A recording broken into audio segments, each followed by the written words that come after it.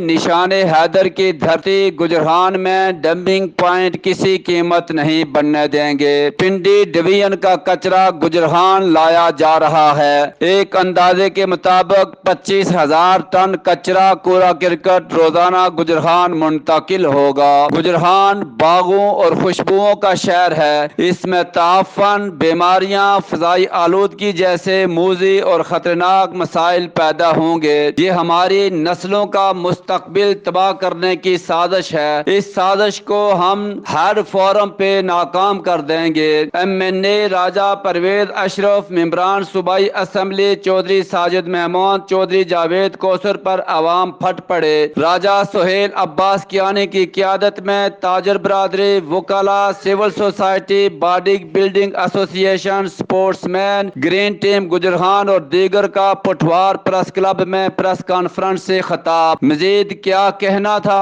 کہ کسی صورت میں بھی ہم گجران کے اندر یہ جو سا ڈسٹ کا جو نظام آ رہا ہے اس کو قبول نہیں کریں گے، جس پر یہ کام 2-3 سال ختم ہو گیا۔ کچرا کنڈی ہے نا، کیا ہے اس سے؟ تو میری ان سے گزارش ہے کہ آپ ایک دفعہ کشمیر ہائی وے پہ جا کے وزٹ کریں جہاں پہ آلریڈی بنی ہوئی ہے۔ 12 کلومیٹر پہ نادرا کا آفس ہے، نادرا نے ایون کے ریٹ لگائی ہے کہ بدبو سے ہمارے آفس میں بیٹھا نہیں جاتا۔ ہماری آنے والی نسلیں اسی بدبو میں ہر وقت گھیری رہیں گی۔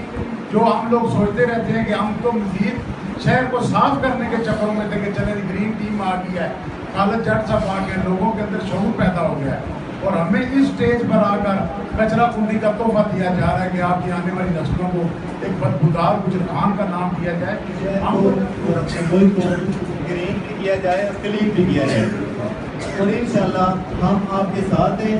راجہ سہیل کیانی صاحب اور جتنی بھی سوسائٹیز اس میں حصہ لے رہی ہیں، ہم سب ان کے ساتھ ہیں۔ مل جل کے سوشل میڈیا پہ بھی اس تحریک کو چلائیں گے، اور سب سے بیسٹ چیز یہ ہے کہ ہمارے جو وکلاء حضرات ہیں جو کہ ہمارے ساتھ ہیں، کیس انہوں نے لڑنا ہے، جس طرح شمر شاہ صاحب نے بولا ہے کہ آلریڈی یہ کیس لڑا جا رہا ہے، تو انشاءاللہ ہماری طرف سے فل سپورٹ ہوگی، اور جتنے بھی مزید جو ممبران ہیں وہ بھی اپنے خیالات کا اسی طرح اظہار کریں کہ مل جل کے ہم اس مسئلے کو حل کریں۔ بہت شکریہ۔